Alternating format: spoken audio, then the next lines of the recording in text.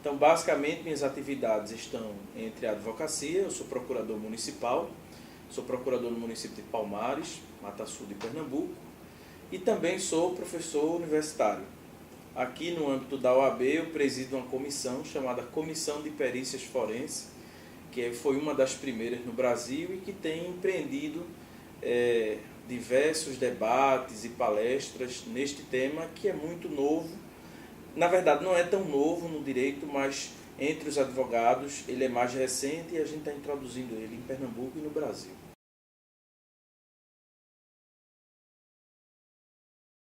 Eu venho de comunidade, eu venho de uma família de baixa renda, né?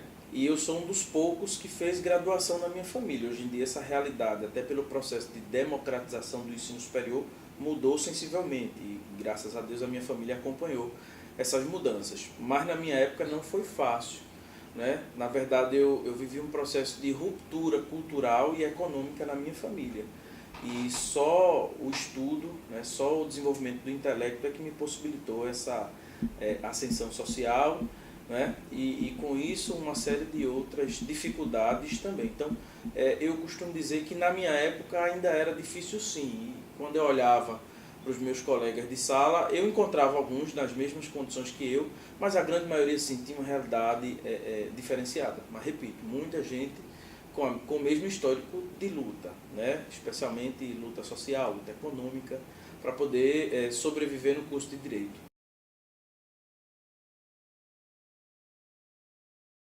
O único instrumento que de fato me libertou e me permitiu uma ascensão intelectual, uma ascensão social, foi o conhecimento, foi o estudo.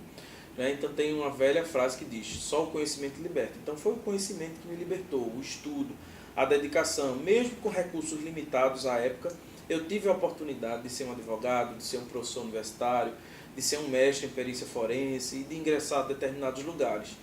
Então eu posso te dizer que a minha trajetória, ela talvez sirva de exemplo sim para algumas pessoas, mas repito, o que eu fiz é passível de qualquer uma outra pessoa fazer, né? Estudar, se dedicar, buscar oportunidades. Claro que as políticas públicas representam instrumentos de inclusão importante, mas mesmo antes delas nós já tínhamos alguns instrumentos, né, que permitiam, de uma forma muito mais difícil e escassa, o acesso de estudantes negros às universidades. Mas hoje, com a era da telecomunicação, da comunicação, dos dados, a gente tem a oportunidade de acessar com mais facilidade essas informações.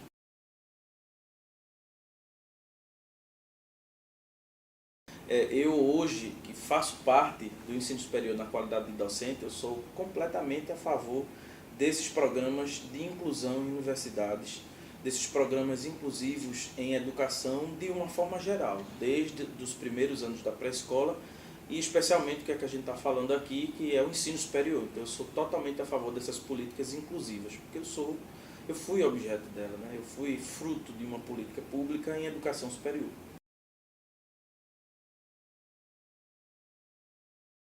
Expressamente nunca me chegou nenhum caso de injúria racial, nenhum caso de racismo, nada expresso, até porque, no meu ponto de vista, a informação e a lei, ela chega a todas as classes sociais, a todas as famílias, pela velocidade das comunicações. Mas existe um aspecto interno, eu diria, intrínseco, que a gente sente por vezes o preconceito velado, quando apresenta a figura do gestor, a figura do advogado, é ele o coordenador, é ele o gestor, é ele o procurador, é ele o professor, e isso causa um primeiro impacto, né? Mas aí com competência e com outros aspectos relativos à profissão, você acaba quebrando essas barreiras. Então, seria uma espécie de preconceito velado que em poucos casos eu senti, mas como o meu foco sempre foi muito forte na atuação profissional, eu nunca dei espaço para esse tipo de coisa.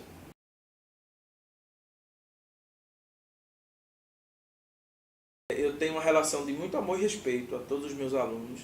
Eu acho que o compromisso da sala de aula é um compromisso muito sério, né? Eu levo muito a sério, apesar de tentar usar alguns recursos lúdicos nas minhas aulas, né? Eu acho que o maior diferencial em sala de aula é ilustrar um pouquinho da minha prática profissional. Então, eu sou um profissional do direito que atua, né? E que atua em 100% do seu tempo profissional. Então, eu levo um pouquinho dessas práticas, respeitando tudo que é conduta ética e profissional, claro, mas eu levo um pouquinho dessa prática para a sala de aula e isso acaba gerando um diferencial na visão que o aluno tem do direito.